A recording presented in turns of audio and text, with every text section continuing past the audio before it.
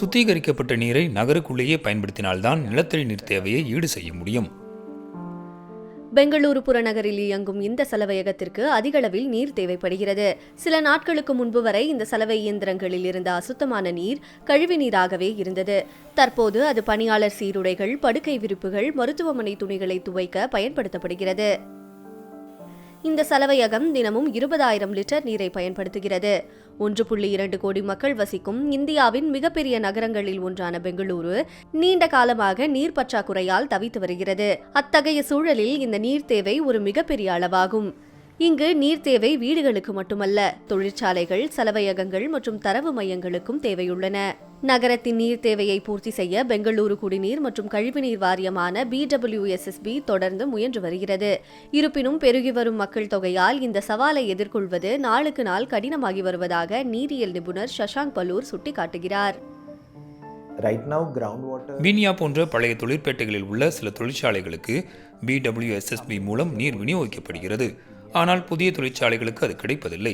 எனவே அவை முழுமையாக தண்ணீர் லாரிகள் மற்றும் ஆழ்துளை கிணறுகளையே நம்பியுள்ளன. பெங்களூருவில் கிராமப்புறத்தன்மை மாறாத புறநகர் பகுதிகளில்தான் இந்த தரவு மையங்கள் அமைந்துள்ளன. இதனால் நிலத்தடி நீருக்காக அந்த உள்ளூர் கிராமங்களும் தரவு மையங்களும் ஒன்றோடொன்று போட்டியிடும் சூழல் உருவாகியுள்ளது. சுத்திகரிக்கப்பட்ட கழிவு நீர் அவசியமானதுதான். ஆனால் நீர் சுத்திகரிக்கப்பட்ட பிறகு உண்மையில் என்ன நடக்கிறது? நாள் ஒன்றுக்கு 1600 பில்லியன் லிட்டர் கழிவுநீர் சுத்திகரிக்கப்படுகிறது. அதே வேளையில் நமது நிலத்தடி நீர் பயன்பாடு 1400 முதல் 1600 மில்லியன் லிட்டர் வரை உள்ளது. எனவே சுத்திகரிக்கப்பட்ட நீர் முழுவதையும் நகரத்துக்குள்ளேயே மீண்டும் பயன்படுத்தினால் நிலத்தடி நீருக்கான தேவையை ஈடு செய்ய முடியும். இவற்றில் பல சுத்திகரிப்பு நிலையங்கள் குடியிருப்பு பகுதிகளில் அமைந்துள்ளன.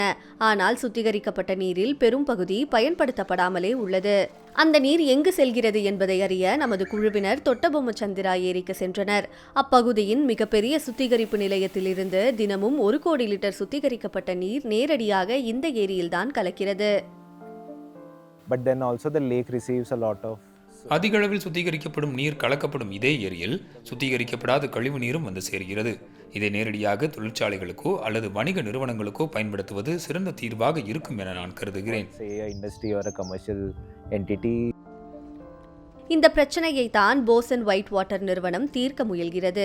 3 ஆண்டுகளுக்கு முன்பு தொடங்கப்பட்ட இந்த நிறுவனம் கழிவுநீர் சுத்திகரிப்பு நிலையங்களிலிருந்து ஓரளவு சுத்திகரிக்கப்பட்ட நீரை பெற்று அதை மேலும் சுத்திகரித்து குடிநீர் தரத்திற்கு இணையான தரத்தில் அருகிலுள்ள தொழிற்பேட்டைகளுக்கு விநியோகித்து வருகிறது. நாங்கள் முதலில் நீரின் pH அளவை மாற்றியமைத்து அதனை மீடியா ஃபில்டர் எனப்படும் வடிகட்டும் முறைக்கு அனுப்புகிறோம். இது நீரில் மிதக்கும் திடக்கழிவுகளை நீக்குகிறது. ஓரளவுக்கு நீரின் மாசடைந்த நிறத்தையும் நீக்குகிறது. அத்துடன் நீரில் உள்ள இரும்புச்சத்தின் தடயங்களையும் நீக்குகிறது. தொடர்ந்து நீரில் கரைபடிவதை குறைப்பதற்கான டோசிங் முறையும் செயல்படுத்தப்பட்டு இறுதியாக நீர் நுண் வடிகட்டுகள் வழியாக செலுத்தப்படுகிறது. பிற ஸ்டார்ட் அப் நிறுவனங்கள் கழிவுநீரை மறுபயன்பாடு செய்வதற்கான வழிகளை கண்டறிந்து வருகின்றன. ஓபன் வாட்டர் என்ற நிறுவனம் வடிகட்டிகளோ அல்லது ரசாயனங்களோ பயன்படுத்தாமல் மின்சாரத்தை பயன்படுத்துகிறது. ECOSTP டெக்னாலஜிஸ் என்ற நிறுவனம் பசுக்களின் செரிமான மண்டல அமைப்பால் ஈர்க்கப்பட்ட பாக்டீரியா மற்றும் உயிரியல் அமைப்புகளை சார்ந்திருக்கிறது. வெவ்வேறு முறைகளில் அனைத்தும் ஒரே பிரச்சனையை தீர்க்கவே முயல்கின்றன. ஆனால் சுத்திகரிக்கப்பட்ட கழிவுநீரை மக்கள் இன்னமும் முழுமையாக ஏற்றுக்கொள்ள தயங்குகிறார்கள். உதாரணமாக, இந்த குடியிருப்பு வளாகத்தில் சுத்திகரிக்கப்படும் நீர் அருகிலுள்ள தொழிற்சாலைகளின் இயந்திரங்களை குளிர்விக்க மட்டுமே பயன்படுத்தப்படுகிறது. இது நன்னீரை சேமிக்க உதவினாலும் மக்களின் எண்ணமும் பழக்கமும் மாறினால் மட்டுமே இந்த நீரை இன்னும் பல வழிகளில் பயனுள்ளதாக மாற்ற முடியும். பெங்களூருவில் உருவாகும் கழிவுநீரில் மிக குறைந்த அளவே இப்போது சுத்திகரிக்கப்படுகிறது.